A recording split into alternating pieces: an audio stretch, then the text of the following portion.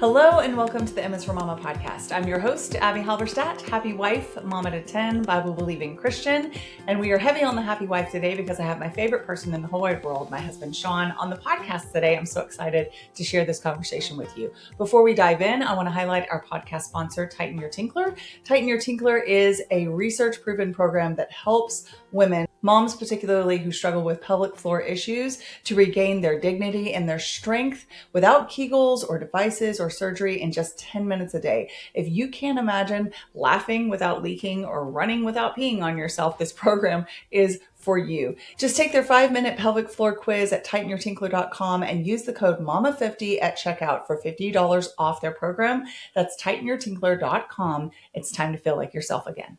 I also want to remind you about Voetberg Music Academy, where you can share lessons between siblings, or of course, you can just have one student doing their program for as little as $30 a month, especially when you use my code MSForMama20 for 20% off each month that you're enrolled. They have an engaging, fun way of getting your students to want to learn, to want to practice. And a couple of the ways they do that is by allowing your students to participate in student showcases, by letting them earn cash prizes, that's fun, and badges that are mailed to their door, and by having 24-hour access to their instructors face-to-face online. They have lessons in mandolin, guitar, piano, ukulele, and fiddle. So they have something for everyone. Don't forget to use the code MSForMama20 at checkout for 20% off. And finally, before we jump into the conversation, I want to remind you that spots are filling up in Summit Ministries' summer apologetics camps, but they have online options available as well for your students ages 13 to 25 to learn how to stand boldly for the Lord in their faith, to have courage in the face of cultural pressure, and to truly understand what they believe and why. You can visit summit.org/mama to lock in early bird rates for those remaining spots in their in-person camps. And you can use the code MAMA26 for $250 off on top of the early bird discount for a total of $500 off at summit.org/mama. Our family has benefited greatly from Summit Ministries, and I think yours will too. Okay, friends, I have a treat for you, and it is one that you've been asking for a really long time. I have my husband, Shaun, here on the podcast, and I think the last time you were here, we were talking about our adventures with the French police. And our Europe trip. Mm-hmm. Good times. It was good times. And people have been asking for him to come back on for a while, and it's amazing he hasn't been on more recently than this, because it is your favorite thing in the world to do. Yeah, once a year is about right. Or once every 2 years in this case. Yeah. Okay, so I had you guys submit some questions on social media, and we're going to dive into some of those questions. We actually have a hot date in about 2 hours, so we're going to do these as rapid fire as we can, which is probably not very rapid fire at all if y'all know me at all. I'm long-winded. And it is Valentine's Day when we're recording this, so we just thought it would be super bonding and romantic for me to do something I do all the time and feel comfortable with, and then for him to stretch himself. Yes, because he loves me. Thank you. Okay, so first question is kind of niche, but it is very specific to something that we have some experience with. And that is, someone submitted a question about how to find time to spend together or just prioritize your marriage when you're doing a DIY build. Ooh, that's a tough one, because while you're doing a build, you're both so busy that even if you do have time together, you can be a little stressed. And so I think it's more about finding a way to find relaxed time together, more so than just a lot of time, because you are going to be running off your feet. She's going to be, well, in our case, she was finding all these deals, doing design work, checking places out, and being a mom, cleaning the house, making the food, doing the regular day-to-day, obviously, right, on top of that. And then all the work that goes into actually doing the build on my side. I'm physically worn out. She's mentally worn out. Physically too. Just a different kind. Yeah. And so when we get together, it's hard to let all that go and just be together in a relaxed, enjoyable way. So some things, like I remember her bringing a meal to the work site, late when I was working late, and I know she had a long day, but she still made a meal for me and brought it out, and it was spontaneous. I didn't know she was coming, and that really kind of boosted me. And I loved that time that she did that. And um, Yeah. yeah, So, I mean, I feel like this actually segues into a question that we got asked over and over again, which is how do you make time for each other and to prioritize your marriage when you're in a season of small children or building a business? Or there were a lot of kind of contingencies that people placed on it. Basically, when you are run off your feet and really tired and feel like you have all of the reasons not to prioritize your marriage because these other things are just pulling you every which direction and seem so important that it's like, well, we said till death do us part, so let's just kind of assume that it's going to be there. Assuming is never a good idea. yeah, you need to be proactive about protecting the time, because otherwise, with kids especially, it's going to disappear. They're going to want all of it. So you need to say, you know, bedtime is this, and that means we need to start at this time because we know how the bedtime goes. And if you have older kids, you can still have certain nights that they don't have to go to sleep, but they do need to be in their rooms, uh, doing quiet time, or whatever it is, so that we can have the time that we protect, because it's so important to have that. Yeah, and it really is about intentionality. I talk about intentionality with parenting so much, but if you're not first intentional, if you're married and you have kids, then I truly believe that you are called to prioritize that marriage relationship first. And from that, when you have cherished it and nourished it and fed it and grown it, flows so much more energy to invest and be intentional with your children. And in a sense, you're doing that for your kids because you're modeling what you want them to do in the future as well. And they see you have a healthy marriage and have time together while still investing in them and spending time with them, but also protecting that marriage time as well. And if that sounds impossible, you're like, okay, yeah, but practically speaking, what would that look like? I will tell you from a very practical perspective that we sleep trained our babies, and it has become a very hot button topic to acknowledge even that you sleep train. There's a whole camp. For anyone watching this video, you're watching me fight with a hair that's in my eyes, but anybody else that's listening, oh, I got it. There we go. So there's this idea that you're ruining your children's connection with you and that you are setting yourself up for a family relationship in general that is distant, or that you're going to have a sociopath as a teenager.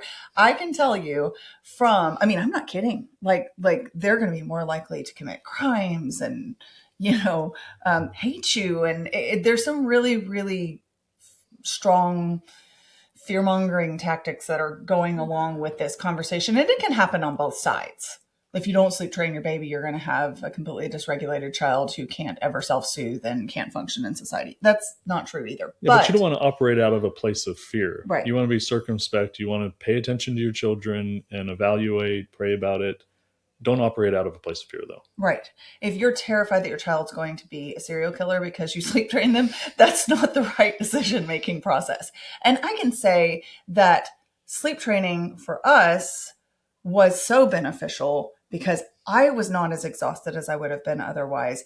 And we were able to protect that evening time by having a consistent bedtime rhythm, not absolute routine or schedule, but bedtime rhythm, so that we kind of knew we were getting a couple of hours together each evening.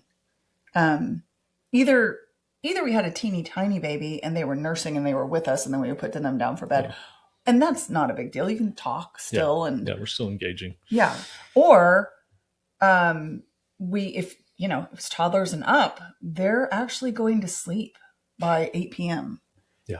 And that was a consistent priority for us.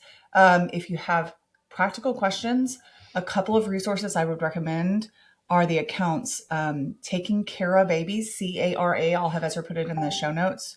And I think the other one's called The Peaceful Sleeper, but I'll find it. And I don't care if you sleep train or not. I'm just saying, when people ask us this question, I feel like I sometimes have to give you vague answers when the truthful answer is this was a really useful tool for us. Yeah. And as always, you want to apply some common sense to it. You don't super rigid with no exception. Yeah. You got to just have an expectation, a goal to shoot for, and be willing to adapt as needed.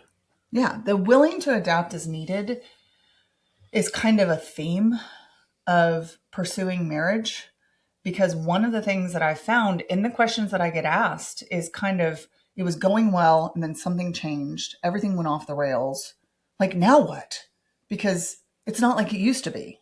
Yeah, and if you're not going with it, going into it with the mindset of being willing to adapt as needed, then you have this expectation. If that's not met, then there's frustration, and then all it just kind of snowballs.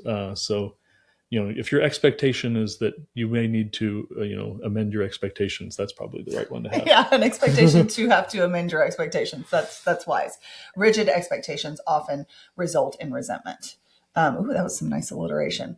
Because he didn't get home when he said he was going to, or the baby's not sleeping, and I'm really frustrated, like, because this was our time. And then, somebody shows up, and you've got to give them your time and be hospitable, and you're resenting that takes away from your marriage, and then it all feels like it's gone to pot and everything's bad. That's something that both of us really advocate against, is making decisions or turning your mindset toward negativity when you're in a hard season. Yeah. I would say the really obvious examples would be postpartum. I had a question, again, that goes along with this, that was about the husband's schedule. Talk to me, or talk to them about kind of, it's mostly wives listening to this, but a lot of times they'll have their husbands listen as well, especially if it's applicable to both.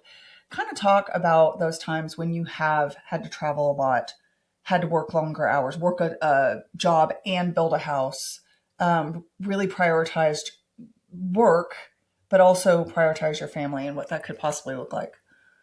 Yeah. I think it takes understanding on both sides, that understanding the season that you're in, again, which means you might have to amend your expectations based on the season. And then be honest with yourself. There are probably times when, work is busy, but it doesn't need as much time as I gave it. And I probably should have given it less and prioritized, quitting earlier as needed. But then also, on the same token, there are times when it just really is that busy. And so understanding from the other side, and, coming in to kind of just support during those times is super important, and can, defray a lot of that stress. And a big part of that is like the transition from work mode to home mode is kind of a critical time, because you can come in stressed, and if you're prepared, knowing you're in that season, and can be prepared to offload that stress through, hug, a kiss, something prepared, something that each other like, that a small gift, something, just on a semi-regular basis during a season like that can go a long way, I think. Yeah, and I'll give you an example, harkening back to the DIY build days. Even though a lot of people won't ever do that, it's still pretty relevant. There's this whole process where you have to, quote, dry in your house, which basically means to ward off the elements. You have to get the roof on so that all of your hard work of framing doesn't get ruined. And I will say, for me personally, knowing the parameters of the kind of the timing, or the loose timing that is required for me to take on more load or have less access to him, have less of his attention, is really helpful. In the case of our second build, it was 2 years. Now, it wasn't always as intense. There were periods of intensity at certain times more than others. But one of them was this dry-in period. And so obviously we usually go to church together as a family. For multiple weeks in a row, probably 6 to 8, something like that. Yeah, I don't remember exactly either, but that feels about right. I was taking kids to church by myself. That's not normally something that we would, do as a family, but to get his work done and then get the roof on the house. That's what it took. And we were still worshiping together as a family, but actually attending church, he and his dad were getting the roof on the house. And I was taking kids. At the time, we had six, and then seven. And I would load them all up in the van and take them by them myself. And it was just, I will say this, it was really cool to see the provision of the Lord for both of us during that time period, because yes, we are each other's biggest fans, biggest support, biggest encouragers. We are supposed to be leaning on each other first after the Lord. But during that time when I was taking the kids to church, there was this man named Chip that would come find us in this little golf cart, and he would load us all up in his golf cart. He would see my van, and he would take us to the front of the church. And it was just cool to see the Lord's provision when I didn't have my husband to drive up and drop us off like he normally would do, or help me to get all the kids out of the car. That God provided this older man who would look out for us and come take care of us. So I want to encourage you that yes, you're prioritizing your marriage, but also don't become so dependent upon he's got to be the one that does this that you miss out on opportunities for the Lord to bless you. Yeah, and then on the same token, if you're not in that busy season and you recognize families who are there where you've been before, you can step in and be a help in that way. That's really good. Yeah. Another big question that we always get that goes along this line of how you prioritize each other when you have small children is, what did date nights look like when you only had very small children? They don't have to look fancy. It doesn't have to be super romantic. Can be, but most of ours were at home eating meals, just making that time for each other. Put on the music that we like, our cooking music, cook together, and just enjoy the time together. It's more about the time than what you're doing. Yeah, and because people love specifics, one of the things that he's really good about in intentionality with our marriage is finding things that are unique to us and finding a way to kind of perpetuate those. So this movie called Mostly Martha in German is one of our favorite movies of old. We used to watch it together more than we do now, but we have shown it to our kids and they like it too. And it has this fantastic soundtrack, except for there is no soundtrack. Not actually, that you can buy. And so Shaun ripped all of the songs and put them on a CD, and that's our cooking music. So just things that are unique. I would say connection is all about time, intentionality, but also making something that's very specific to you. Yeah. What's your story? Pick something from that to bring into your time. Yeah. And make it special. Exactly. And so we didn't pay a lot of money for babysitters. We hardly ever got babysitters. We do have really helpful parents. We have helpful family, but we didn't utilize that a ton for date nights. Yeah, not in the early days or later. I mean, because the kids got old enough. Yeah, and at least part of that was just like they live 30 minutes to an hour away, and taking them there and dropping them off and then picking them up or having them drive to us. Like it didn't make a lot of sense. Yeah. So it made more sense to just plan to put the kids to bed earlier. In my case, get them fed earlier. Like plan that throughout the day. I would literally prepare my day so that Thursday evening revolved around date night, because I looked forward to it every single week. Like by far my favorite night of the week. Yeah. Sure. Okay. I get asked this fairly often. And it is, how do you work through big disagreements or big differences of opinion on things that really matter? The biggest example is, I don't want more kids, he does, or he doesn't want more kids, I do. That's like the biggest one. I have to be frank with you and say that I am very grateful that Shaun and I have aligned on the really big things. Yeah. I mean, you're asking that question. I'm like, are we the right ones to talk about this? Well, I mean, is there a big issue that we actually disagree on? I think no, there isn't. But I think what they're saying is, even if you have not personally experienced this, are there any principles biblically that you would suggest? Yeah.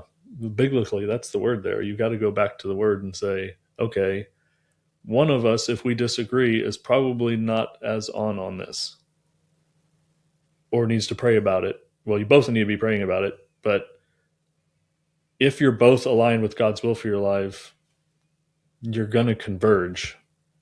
So if you're widely disparate, you both need to be in prayer to say, okay, I need to accept that I might be the one off here. I'm not going to assume they're the one that's off, but we both need to be praying about it until the Lord shows us what's the right answer. That is literally what I always tell everyone that messages me. I say, pray about it, that your heart would change or that his would. Like that, because the Lord is going, that he would give you wisdom. And again, if you're not aligned because you have different values, you can't force your values on someone else. You've already said, I do. But it does lead into a follow-up question about submission, because the next question is always like, all right, we haven't agreed yet. So who gets to make the call? Well, he needs to ultimately make that call, but not in a my way or the highway sense, in the I have the right weight of responsibility to make the right biblically based prayerful decision here, and then I need to go with it. Yeah. Yeah. And I think that the struggle that a lot of moms, since it's who I have in my DMs, are dealing with is feeling like perhaps they're not being led by someone who is seeking first the kingdom of God always. That, it's human nature. We seek first our own glory. We seek first our own comfort. That's not unique to men or women. But that is obviously it's a difficult position to be in. I think there's some peace to be had with the fact that with that greater role becomes greater responsibility, almost in the same sense as the teachers are going to be held to a higher account. If you're submitting to something that you don't agree with and you think is not the right path, he bears the greater responsibility and the greater accountability for that. And your role is to support him and to continue to pursue a biblical approach to what you're doing and a biblical way of supporting him in it. If it's something that's just totally anti-biblical, I think we're in a different conversation. Right. It's not about what you do if someone else is in sin. Obviously, we are called to submit and respect in areas of preference, or even it could be in an area of lack of revelation. He's not there yet, but he's not going against God's word explicitly. No. And it could be that you could find a biblical support for the way that he's going about it.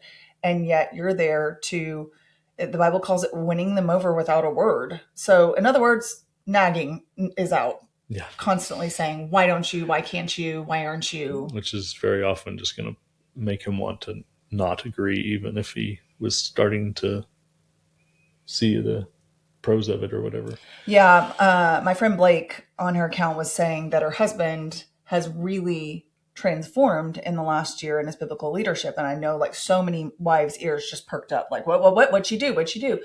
And she said, he's reading his Bible, he's leading well, he's doing all these things. And she's like, he was wonderful before, but it's just a different degree. And everybody asked her what she did. How'd you achieve that? Because that's what it feels like. It feels like there's got to be some switch that we can flip to turn the tide, make him interested, make him want to lead, which is another one of the questions that I have a lot of in this box that they submitted. And she said, he told her it was watching her read her Bible. She said, I worried about myself. I worried about my own walk. And it's convicting to see that. And we've been pretty open about the fact that I led Bible reading for the kids for the first, 8 to 10 years or so of when our kids were small. Can you talk about that a little bit? Like why you weren't comfortable doing that at first? I don't know about the why I wasn't comfortable. I wasn't, but that was not an excuse I should have been using. But like she said, I think the most powerful thing you can do is follow the Lord and do the things. And when if he's not leading as he should, sees that, the Holy Spirit, you need to be praying, convicts him. Yeah. And it does. Right. So I knew that it was my job to teach my children and raise them in the admonition of the Lord as I walked, sat, lay down and stood. I just did that in the past tense. It's way harder to do that in the past tense. And so I grew up with Bible reading. He didn't. I mean, his dad is currently not a believer. He's a really nice guy, a really hardworking guy, but he's not a believer. He didn't have that example in his home. And so I consistently read to the kids, and I don't remember the transition, and prayed for him. And we had some conversations. It wasn't Yeah. like I never said anything. I think you can read that passage about without a word and think, well, we're never supposed to say a word at all. But I don't think that's it at all. It's about not feeling like you have to force it, and not feeling like you have to convince. Or you're his Holy Spirit. Yeah, exactly. That's where it becomes the nagging side. Yeah. If you're trying to be his conscience for him, it's not the right way. Well, and I don't even remember the context. Like it's niggling in the back of my mind, but something you said recently, and I'm trying to think why I would have read or listened to something that you said about this, because again, interviews are not your favorite thing, but you said that you had changed your mind about something. It wasn't Bible reading, it was something else. And it was because I had said something to you directly. I had just said, "Hey, can we talk about this?" And you were like, "Really? It was the fact that she brought it up that made me confront it." So we're not telling you not that it's not submission to bring up an issue to your spouse. Communication is so key in marriage. Yeah, and it's just, you mention it at the right time and in the right way. And then you kind of need to watch and pray. And if you're repeatedly going back and be like, he's not doing it the way I would have done it, or he's not doing it as quickly enough, you kind of got to let that go a little bit. Yeah. And let the Spirit work. Absolutely. Okay, we have time for one more question. I know this is short, and you guys are probably like, "Dang it, I wanted a longer one." But we are going to make our reservation on time. So that's how you prioritize your marriage right there. And the question was about a marriage book. People were asking if we would all be interested in writing a marriage book, which is very flattering. Thank you. He is my favorite person in the whole world. And he has so much wisdom, and he is such a good example to me. I'm more of a firecracker. He is just calm and steady, and obviously very articulate. So the answer is yes, we are. But it comes with a bit of a twist. Yeah, so we're going to write a marriage book with a little bit of a twist, as she said. We're going to write about house building, but correlate the different aspects of it to also building a home, the family, So I'm excited about the opportunity to explore that. Yeah. So you'll get a lot of anecdotes from our experiences building houses together that will flesh out a lot of these questions that you guys have asked us. Like, how did that practically work when there was so little time and so many children and so many tasks? Because we learned what it took, or at least part of what it took, to prioritize each other. And I will say, especially the second time around, the first time around was like, put your head down and go. Yeah. And I think we both had that expectation, and it was just like, make it. And we survived on those little moments of connection, like when I brought him food or, short conversations, whatever. Second time, I felt like was less stressful because we were so mentally prepared for what it took and how difficult it was going to be. And the pacing was better. And the pacing was not as intense and frantic. But also, I think as much as we have done things wrong in marriage sometimes, we did a really good job of somehow prioritizing like us, because we got a lot of energy and encouragement from that. Yeah. Yeah. Whereas like the first time, we learned a lot the first time. Yeah. We needed to communicate better. Yeah, for sure. Okay, so that is coming. It's not coming soon as some of you would like, because the traditional book publishing process is quite protracted and long. And so I think 28 is what that looks like, somewhere in that range. I don't remember the exact date. Which is exciting because it could include something else, which I have not announced yet. So there's a teaser for you. And so I think one of the gifts, or one of the strengths, and it is a gift from the Lord, of writing for me is storytelling, but weaving principles of scripture into that so that you can put yourself in maybe a different context or situation or circumstance, but see, oh, this applies to me too. This is how this could look. Yeah. So that is coming. Okay, I almost called you Albie.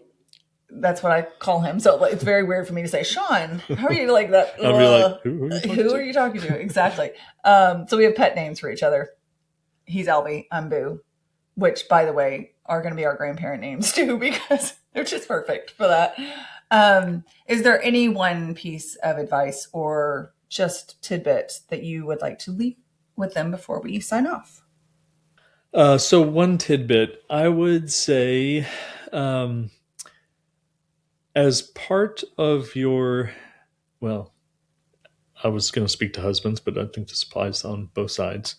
As part of your quiet prayer time, remember to think through your day and your spouse's day. And remember, your seasons vary. And if you're cognizant of the season that your spouse is in and thinking about it from their perspective, that'll help you remember to treat them the way they need to be treated at that time. Yeah, that's good. And he will actually do this a lot. Not every day, but he'll say, what is your day like? Now, I will say that I think there's usually something specific he has in mind on the days that he asks me for that. But instead of simply saying, I want you to, help me with this project or whatever, he'll ask me what I have on my schedule for that day first, which is very respectful of my time because he knows I have like a really... You have nothing to do, so I don't know why you're complaining. Yeah, exactly. I have what feels like puzzle pieces that have to be put together every day. There's a lot of really different things that have to like be fit in for the day to work. And he knows that. And his sometimes is like that too, but sometimes it's a little more straightforward. You go in your office, you got to get your work done. That's where you are all day. So I think it's very considerate. And I always appreciate that. And I think it can be flipped around as well to not just go, this is what I have on my plate. And so that's what I'm going to prioritize. But hey, what do you have going on? Would you have time for this? Communication. Yeah, the win. For the win. Okay, we hope you guys enjoyed our chat. And I think I might be able to talk him into coming back on sooner than 2 years from now. Yeah, 1 year's good. No, I'm good. It was fun. Good. Okay. I will see you next week. But my stomach's growling. We need to go. Oh, yeah. Okay. Reservations. Yes. Bye. Priorities. Bye. If you enjoyed the MS for Mama podcast, I would be so honored if you would subscribe and follow along, maybe share with friends or even leave a review. And if you want more content on motherhood and biblical responses to cultural issues, be sure to follow along on Instagram at m.is.for.mama.